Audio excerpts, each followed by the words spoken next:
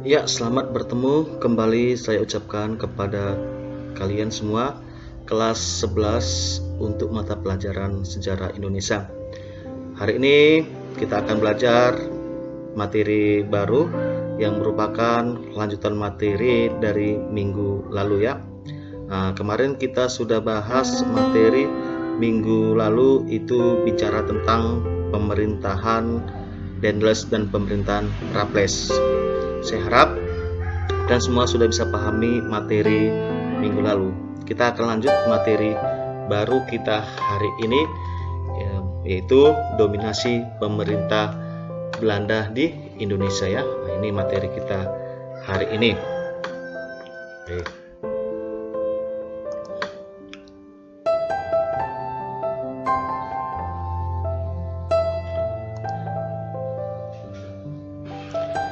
Jadi kalau bicara tentang dominasi pemerintahan Belanda, ini kita akan bahas bagaimana dominasi pemerintah Belanda dapat tercermin dari pelaksanaan tanam paksa dan usaha swasta di Indonesia.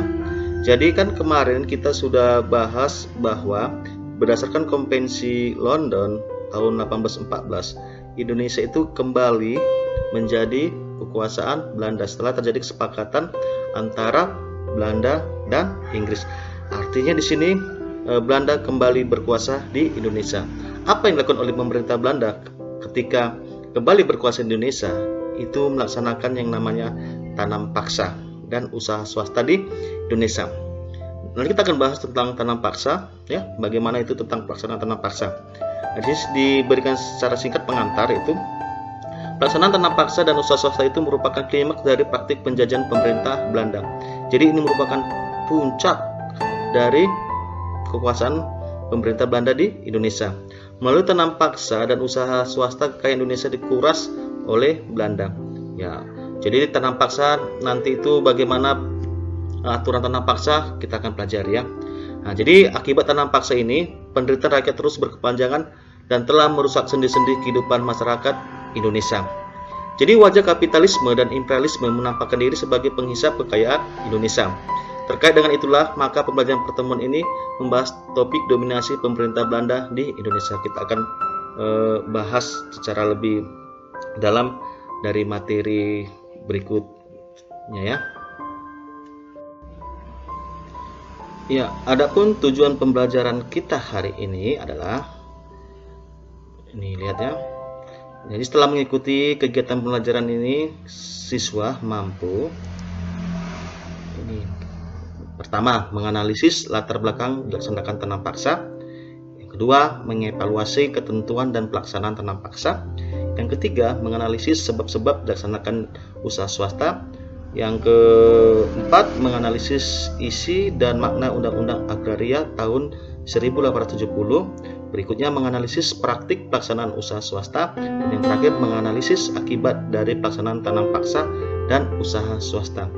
Jadi inilah tujuan pembelajaran kita hari ini.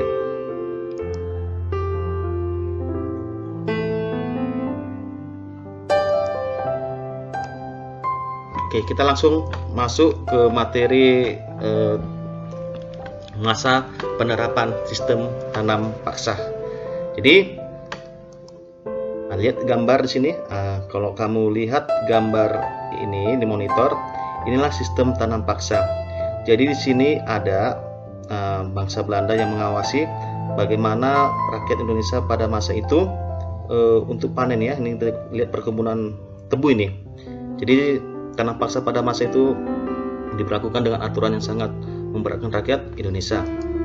Oke, jadi tanam paksa ini itu dicetuskan oleh, ini lihat gambarnya, Johannes van den Bos. Jadi nanti kalau ditanya sama kalian siapa itu pelopor tanam paksa, itu si Van den Bos.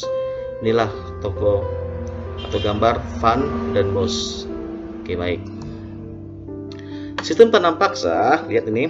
Kebijakan tanam paksa mulai diberlakukan pada 1830 serta difokuskan pada peningkatan produksi tanaman yang laku di pasaran internasional seperti kopi, tembakau, tebu, teh, dan nila. Artinya di sini kebijakan tanam paksa ini sebenarnya tujuannya untuk apa? Sama dengan tujuan Belanda, untuk menggunakan uang, itu tujuannya, atau dengan kata lain untuk mengisi kas negeri Belanda. Itulah diterapkannya sistem tanam paksa oleh bangsa Belanda, tujuannya demikian. Oke, jadi tanam paksa itu dilakukan pada tahun 1830. Di sini untuk perkebunan pada masa tanam paksa itu adalah yang ditanam, jenis tanamannya apa itu? Ini kopi, tembakau, tebu, teh, dan nila. Kenapa pada masa ini jenis tanaman ini yang sangat diwajibkan oleh pemerintah Belanda? Karena pada masa itu jenis tanaman ini sangat laku di pasaran internasional. Lihat di gambar ini salah satu perkebunan tebu yang ada di Indonesia ya. Nah, jadi kalau kita lihat sekarang peninggalan tanam paksa yang masih kita rasakan sampai sekarang itu adanya perkebunan tebu di Indonesia ya. Itulah tentang pelaksanaan sistem tanam paksa. Nah, jadi bagi Belanda pelaksanaan tanam paksa mendapatkan keuntungan. Ini ya, seperti saya bilang tadi, tujuannya adalah untuk mendapatkan uang atau mendapatkan keuntungan. Oke. Keuntungan yang diperoleh Belanda dari 1831 sampai 1877 mencapai 830 juta gulden. Nah, pada masa itu nilai ini sangat fantastis ya, sangat begitu banyak. Jadi bagi bangsa Indonesia tanam paksa mensengsarakan. Meskipun demikian, melalui tanam paksa bangsa Indonesia mengenal jenis komunitas baru yang laku di pasaran internasional. Jadi artinya di sini bahwa pelaksanaan tanam paksa di Indonesia ini itu sangat menimbulkan dampak negatif atau lebih banyak berdampak negatif dibanding dampak positif bagi rakyat Indonesia. Itu lihat dampak negatifnya apa itu? Menimbulkan kesengsaraan, kelaparan, bahkan penderitaan bagi rakyat Indonesia. Itu dampak negatif. Sementara dampak positif dari tanam paksa ini bagi Indonesia apa? Itu lihat. Bangsa Indonesia mengenal jenis komunitas baru yang laku di pasar internasional. Satu lagi tambahnya, bangsa Indonesia itu mengenal mekanisme perkebunan. Jadi bagaimana aturan-aturan tanam paksa dilaksanakan Indonesia itu ada dalam buku. Nanti kamu lihat. Salah satunya adalah 1/5 tanah rakyat itu harus ditanam jenis tanaman yang laku di pasaran internasional.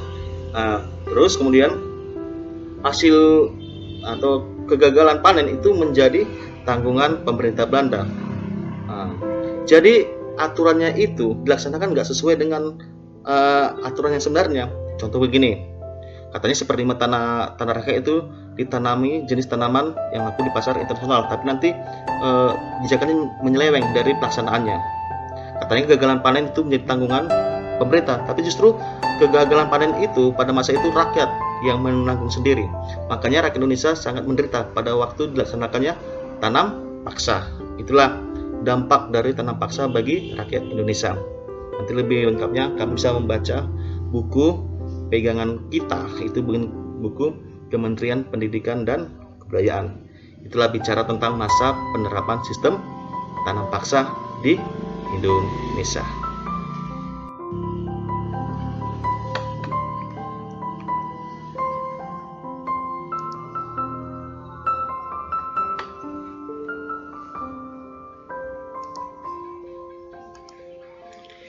Ya, kita lanjut, itu sistem usaha swasta.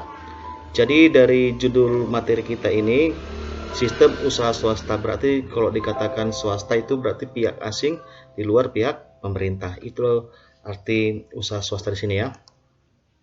Jadi bagaimana pelaksanaannya itu, lihat masa penerapan politik pintu terbuka, sistem ekonomi liberal, atau dengan kata lain kalau diartikan liberal ini adalah kaum liberal atau kaum pemilik modal.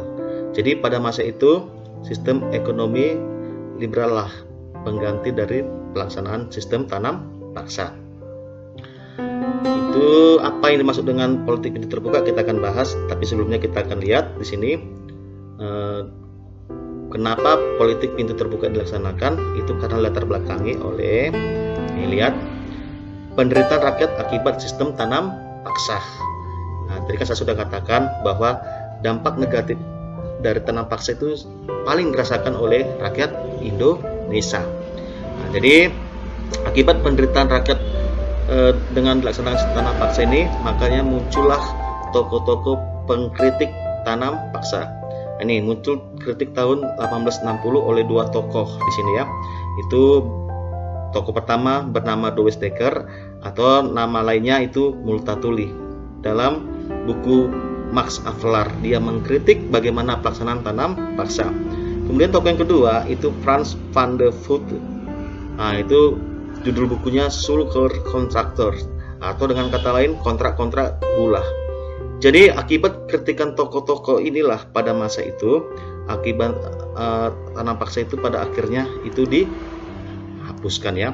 Nah, jadi dilaksanakanlah atau terapkanlah politik pintu terbuka ini.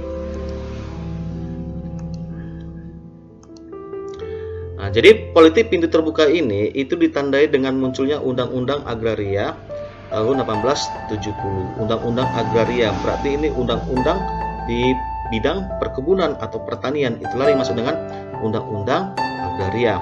Nanti Undang-Undang Agraria 1870 itu contohnya undang-undang tentang gula pada masa itu ya. Itu perhatikan. Jadi bagaimana pelaksanaan politik pintu terbuka ini? Oke. Jadi pelaksanaan politik pintu terbuka pada masa itu dengan cara para pemodal asing diberi kebebasan menanamkan modal di Indonesia.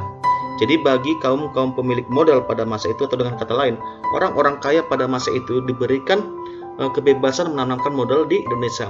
Dengan kebebasan inilah pada masa itu orang-orang yang memiliki uang banyak, memiliki modal yang banyak, itu kesempatan membuka usaha di Indonesia. Sementara itu, pemerintah kolonial bertindak sebagai pengawas. Artinya gini, pihak swasta tadi itu menanamkan modalnya di Indonesia. Pemerintah kolonial bertindak sebagai pengawas, pelindung, dan penyedia fasilitas sebagai para penanam modal. Dengan kata lain juga, nantinya di sini para pemilik modal itu juga yang menanamkan modal di Indonesia itu mengisap kekayaan alam di Indonesia. Jadi mereka kan membayar pajak. Jadi pajak mereka itu dibayar kepada pemerintah kolonial. Otomatis pemerintah kolonial juga mendapatkan keuntungan dari pelaksanaan sistem politik pintu terbuka yang diterapkan pada masa itu. Oke. Jadi kesimpulannya bagaimana?